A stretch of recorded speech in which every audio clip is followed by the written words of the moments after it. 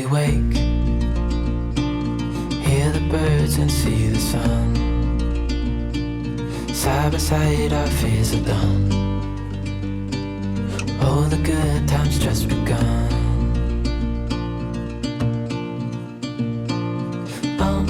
We know what we have, let's hold on tight. Found what we're looking for in life. Call us crazy, but things are finally right. With you and I, the future is bright. Hello tout le monde, petit bonjour du jeudi 20 octobre. Alors, comme vous avez pu voir, je suis pas venue vous voir ni hier, ni avant-hier. J'ai vraiment pas pu être seule, en fait, pendant ces 2 derniers jours. Et je me voyais pas trop tourner mon vlog devant mes collègues de travail ou même les gens que j'étais partie visiter. Donc ça me... Voilà, pas d'opportunité, mais du coup, je suis absolument ravie de revenir vous voir. Mais... plein de choses dont je veux vous parler aujourd'hui. Je sais pas si j'arriverai à tout vous dire, mais... on va voir. Donc la première, c'est que j'étais partie, mais je n'avais pas emmené avec moi les petits paquets du calendrier d'Halloween. Et donc j'ai 2 paquets à ouvrir aujourd'hui avec vous et j'aurai 2 paquets à ouvrir avec vous demain. J'aurais dû en ouvrir 3 aujourd'hui, mais je me suis dit que ça faisait peut-être un peu redondant pour vous. Et puis j'aime bien faire durer un petit peu le plaisir. Qu'est-ce qu'on fait? On démarre directement par les petits paquets et puis après je vous parle de la suite. Alors, donc aujourd'hui on va ouvrir celui du 18, donc de mardi, et celui d'hier, celui du 19. Et donc, attention, donc le 18, dans ce calendrier, il y avait un bleu-vert vraisemblablement. Ouh là là. Alors, un vert très pastel sur lequel il y a des touches de bleu. Alors des touches, plus que des touches, hein, donc c'est un écheveau qui est nuancé du vert au bleu. Alors ça, typiquement, ça peut faire de très beaux contrastants pour des chaussettes. Donc je sais pas si celui-ci va avec un des mini que j'ai déjà reçu. Donc je vais aller fouiller dans mon vase. Alors là, pour le coup, depuis qu'on est arrivé maintenant, j'ai déjà un vase qui est bien rempli avec tous ces mini. Mais ce que j'aime faire, c'est, voilà, je joue, je sors, je regarde lequel va avec lequel, penser aux futurs projets qu'on va pouvoir réaliser. Donc, je vous le montre bien en détail parce qu'il est vraiment très joli. Donc, si vous le voyez à la caméra aussi, le bleu est agrémenté de tout petits speckles de bleu plus intense.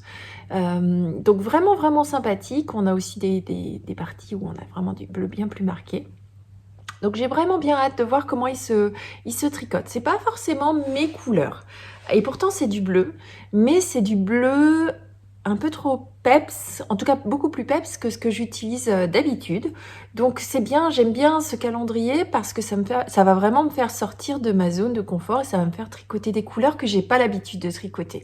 Donc c'était aussi un peu l'objectif de prendre ces calendriers de mini parce que maintenant il va falloir que j'aille aussi chercher des laines pour s'associer avec ces mini ou alors associer les mini entre eux. Mais voilà, donc typiquement, voilà, ce genre de vert, moi, c'est pas du tout les couleurs que je tricote. Mais je suis certaine que je devrais pouvoir trouver une place de choix pour celui-ci. Donc voilà pour celui de mardi. Je vous ouvre le deuxième. Donc, petit calendrier, petit paquet du 19, qui a l'air plus foncé. Hein. Déjà, je sais pas si vous le voyez en transparence, moi je le vois, il est plus foncé. Alors, le 19, toujours la primeur pour vous. Oh, ça a l'air magnifique. Et alors, celui-ci, oulala, j'aime. Alors, violet, jaune, des petites touches de gris, alors avec plein de speckles partout. Il est magnifique, celui-ci. Alors, effectivement, du jaune, j'en ai pas eu encore dans ce calendrier. Par contre, ce violet-là, ou en tout cas quelque chose qui y ressemble, je l'ai déjà vu sur d'autres mini. Donc pareil, je vais aller jouer. Mais alors celui-ci, il est vraiment splendide. Je vous le fais tourner, puisque vous puissiez bien voir le travail de teinture. C'est absolument fabuleux. Donc voilà pour l'ouverture des calendriers du jour. Donc voilà, deux écheveaux bien différents, très très différents. Alors celui-ci a l'air tout moelleux, celui-ci aussi, mais le fait d'avoir plus de couleurs mélangées, visuellement il fait moins moelleux, alors qu'ils sont exactement pareils. Mais celui-ci a l'air tout doux, tout redondant, ouais, tout rond. Alors c'est peut-être aussi la façon dont l'écheveau a été torsé, hein. Donc voilà, moi celui-là j'ai aussi bien hâte de voir comment il se tricote. J'ai peut-être quelques idées. Alors je vais aller vérifier effectivement si c'est pas un de la série justement de ceux qui sont en dégradé, mais je vais aller voir ça. Très intéressant à nouveau. Donc voilà pour les écheveaux du jour. Et je vous les mettrai, comme d'habitude, hein, je vous filme la petite partie où je vous la mets avec les autres. D'ailleurs, quand je suis revenue de voyage, mon chat avait trouvé mon vase. Et donc, il y a quelques petits minis qui sont sortis du vase et qui ont été un petit peu maltraités par mon chat. Donc, je les ai remis en écheveau, je les ai remis dedans. J'ai bien grondé mon chat, qui m'a regardé en me disant « T'es gentil, mais j'y retournerai. » Bon, ça reste un chat. Voilà, bon. Autre achat que j'ai fait, que j'ai reçu pendant que j'étais pas là, je vous disais que j'avais beaucoup d'encours. Donc, c'est pas un problème en soi d'avoir pour moi plusieurs projets. Là où ça devient parfois un problème, c'est la disponibilité de mes aiguilles. Alors, j'ai beau avoir des câbles qui sont modulables, hein, donc je peux enlever mes aiguilles, changer mes aiguilles, donc des jeux d'aiguilles interchangeables. J'ai quand même tendance à utiliser toujours les mêmes aiguilles, et pour éviter d'abîmer le pas de vis, hein, là où je mets mes aiguilles sur le câble de manière trop marquée, moi j'ai tendance à laisser mes aiguilles sur mon projet, et changer vraiment quand il faut, quand le patron appelle à passer en 3,25 alors qu'on était en 3,5 ou passer de 75, et là je change mes aiguilles. Je le fais aussi, je laisse mes aiguilles sur les projets parce que je papillonne beaucoup d'un encours à l'autre. Donc il est possible que le matin je fasse un, le midi je fais un autre, le soir parfois je commence sur un et je continue sur le projet suivant. Et donc le fait de devoir changer mes aiguilles, ça va me freiner dans ce plaisir de papillonner d'un projet à l'autre. Du coup, qu'est-ce que j'ai fait? J'ai commandé des aiguilles. Donc moi, je suis souvent en panne d'aiguilles 3,5. Et donc, elles sont arrivées pendant mon voyage. Donc, vous en fichez certainement. Mais moi, je suis très contente parce que ça veut dire que je vais pouvoir avancer sur certains projets qui étaient plus ou moins en stand-by parce qu'ils étaient en attente d'aiguilles. Voilà, de passer sur des plus grands câbles. En tout cas, ça va me faciliter la vie. Donc, j'en avais déjà 2 jeux. Alors, ce sont des longues, hein, ce sont des 3 pouces. J'en avais déjà 2 jeux, plus celle que j'ai dans mon mini set de Chiago bleu, donc qui sont plus courtes. Donc là, ça me fera 5 jeux au total d'aiguilles 3,5, mais elles seront toutes utilisées. Sachant que j'ai aussi 2 câbles assez longs fixes en 3,5, mais que j'aime moins parce que je trouve que les câbles sont moins sympathiques et qu'ils glissent moins. Donc moi, je suis une grande fan de Chiago et pourtant, je vais vous montrer maintenant, je lui ai fait une infidélité. Alors, je lui ai fait une infidélité parce que l'occasion s'est présentée. Donc, lorsque je suis allée à la soirée tricot, à la Sock Night, enfin à la Socktober Sock Night, donc la soirée repas tricot du soir, il y avait une des organisatrices qui avait des Adi Trio qui étaient présentés en 2,5.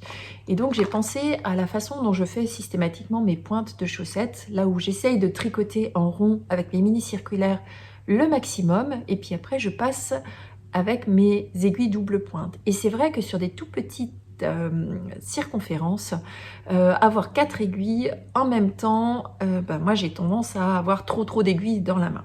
Donc, je me suis dit que ça valait peut-être le coup d'essayer ces Crazy Trio de chez Adi. Donc je vais essayer là sur les prochaines pointes de chaussettes, puisque tout doucement j'arrive à la fin de ma première chaussette Natea, que je vais vous montrer.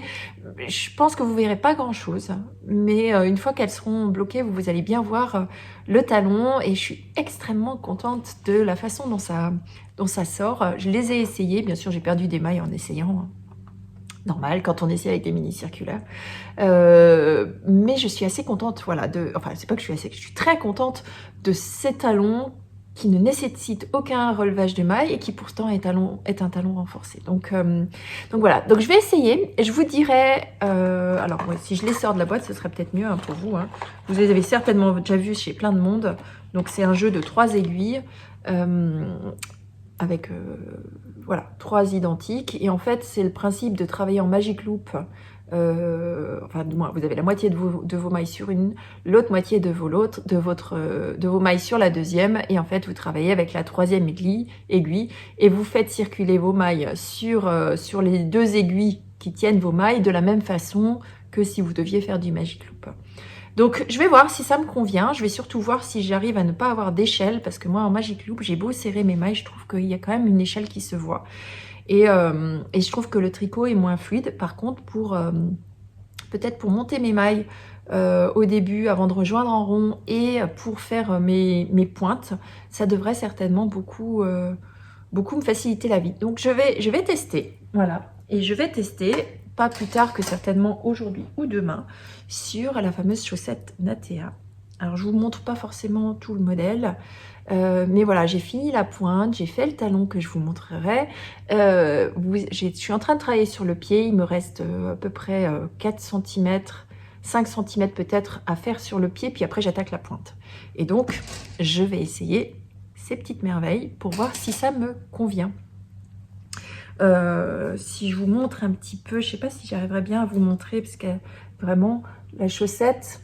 Donc, ce que je voulais vous montrer, c'est que dans mon modèle, j'ai bien pensé à avoir suffisamment d'aisance au niveau du coup de pied. Et donc, vous vous retrouvez, alors vous ne le voyez pas bien, ah si, à la caméra, vous le voyez bien, vous avez bien un talon renforcé, œil de perdrix. Mais il faut que je vous montre bloqué, parce que sur le pied, c'est vraiment... Moi, j'ai trouvé ça d'un confort vraiment sublime. Et donc, vous voyez bien hein, sur le côté de la chaussette, vous avez cette fameuse natte, d'où le nom Natea, qui commence dans les côtes. Est-ce que vous le voyez? Voilà, là vous le voyez bien, qui commence dans les côtes et qui va suivre la chaussette tout du long. Donc j'ai bien hâte de vous la montrer. Je tricote à toute allure sur cette chaussette pour pouvoir vous la montrer dans le podcast de dimanche, terminé bloqué. Donc si c'est le cas, il faut absolument que soit ce soir, soit demain matin, j'ai fini de la tricoter pour la bloquer demain à midi et qu'elle ait le temps de sécher pour que je puisse tourner l'épisode de podcast vendredi en fin d'après-midi ou samedi matin au pire. Donc voilà, j'ai bien hâte de vous montrer tout ça et donc je vous tiens informé. Donc alors, autre chose, c'est que je voulais répondre à un des commentaires que l'une d'entre vous m'a mis en dessous des vlogs en me disant que sous les vlogs, elle n'avait pas le nom de la laine ni le nom du coloris de ce que je montrais, mais uniquement et éventuellement vraiment très très peu d'informations dans la barre de description. Oui, c'est vrai. Mais sachez juste que remplir cette barre de description pour des vlogs journaliers, c'est quasiment impossible. Il y a trop d'informations, c'est trop long. Ça prend, quand je vous publie un podcast, la partie barre d'informations me prend à peu près 1 heure, 1 heure et demie à tout remplir. Donc, par contre, dans la présentation officielle du podcast que vous aurez dimanche, je reprendrai un certain nombre de projets. Je ne pourrai pas tout vous montrer, mais un certain nombre de projets. Et donc là, vous aurez le détail des laines, le coloris, la marque de la laine, le type d'épaisseur et tout ça. Et tout ça, ce sera dans la barre de description du podcast de dimanche. Donc, c'était notamment une question que j'avais eue sur le pull en jacquard de ma fille. Donc, oui, je vous mettrai. Bon, si vous ne voulez pas attendre d'ici là, je peux déjà vous dire que la laine principale, c'était de la langue, qu'il n'y avait pas de Malabrigo dedans. Hein. C'était de la Manos del Uruguay, mais je vous mettrai exactement ce que c'est et la couleur que j'ai choisie. Et la 3e laine était un brushed alpaga de chez Drops. Mais je vous mettrai tout. Rendez-vous dimanche pour ça. Bon, sur ce, il va falloir que j'aille travailler. Et puis je reviendrai vous voir à midi avec la suite. À tout à l'heure.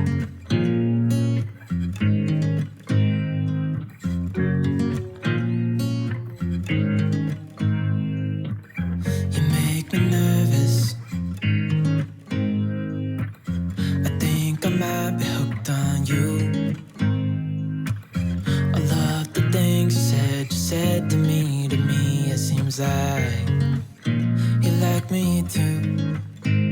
We can take it slow, make sure we do this right. vous retrouve à ma pause de midi, un petit peu comme avant.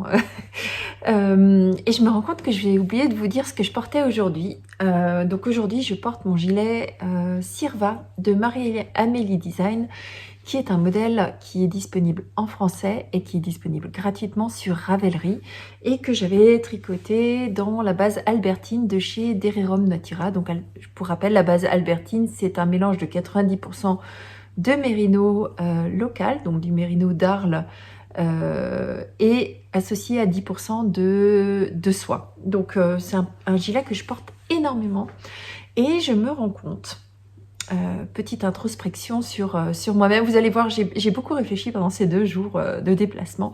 Je me rends compte que je porte énormément de petits chemisiers, petits t-shirts sur lesquels je mets normalement un gilet par-dessus.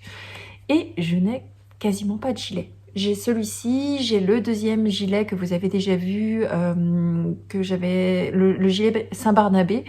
Et en fait, j'ai aucun autre gilet bien gros, bien doux et tout ça. Et donc, c'est quelque chose auquel il va falloir que je remédie. Donc, je pense que en fin de journée, je vais aller sur Ravelry, chercher des modèles. J'en ai déjà 1 ou 2 qui me font de l'œil.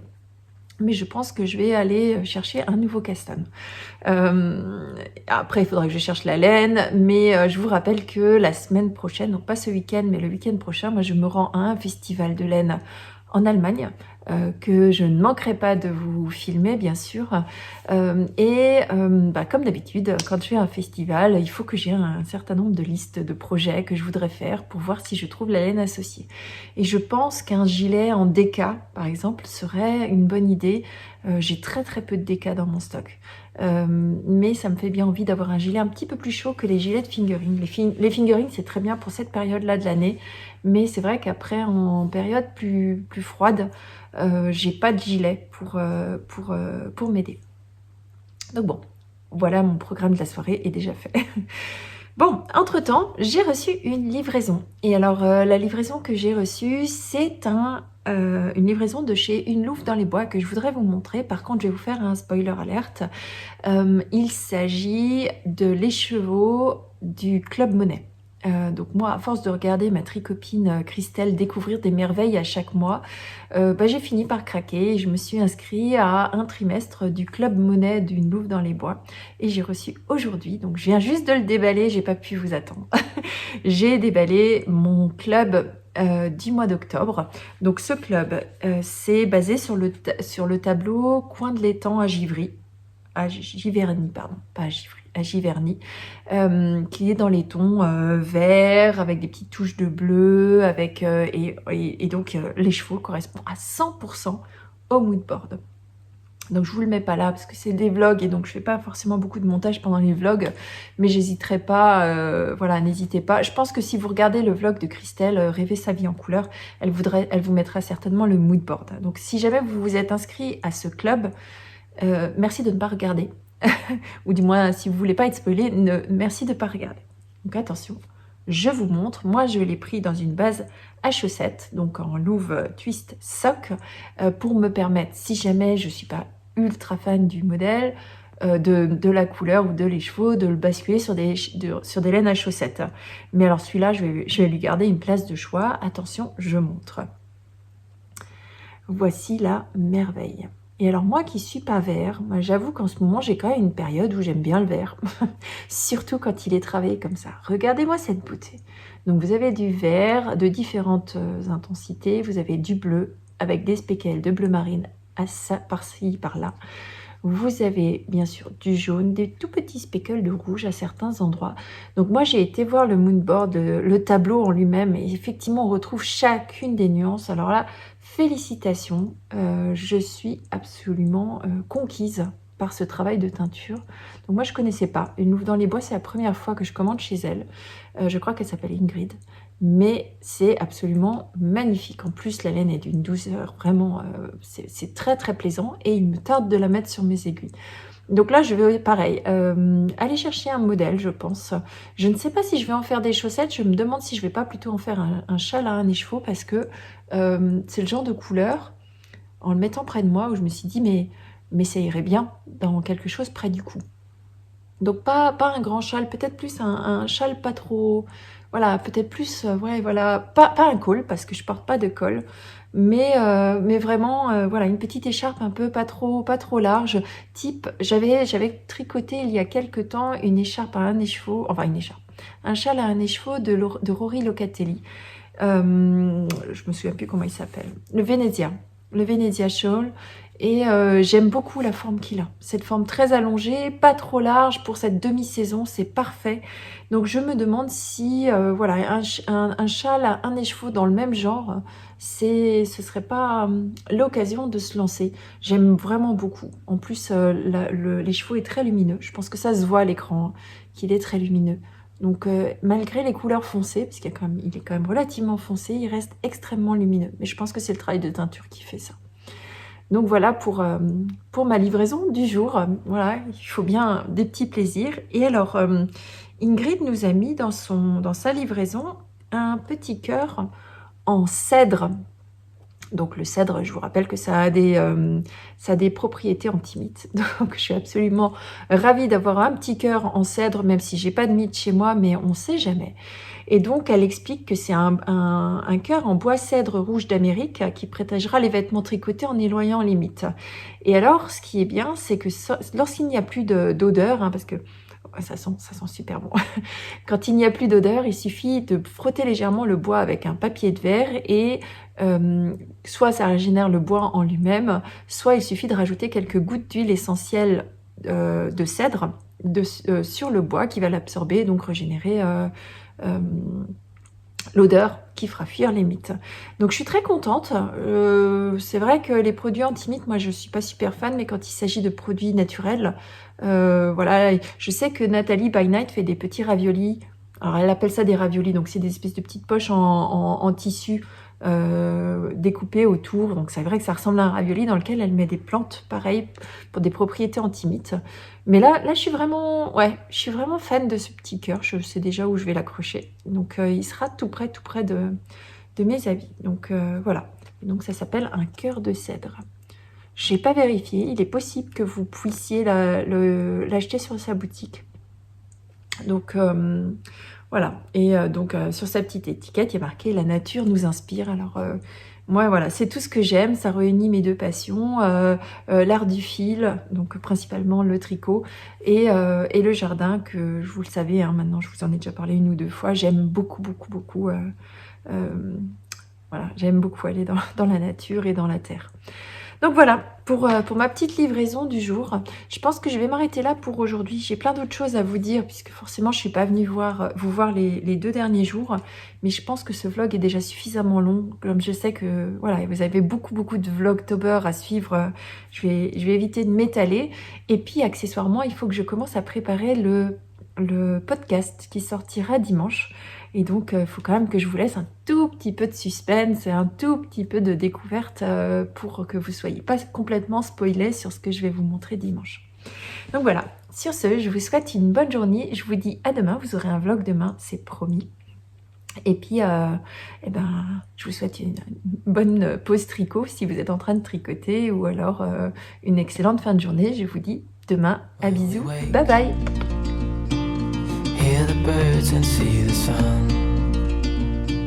Side by side our fears are done. Oh, the good times just begun.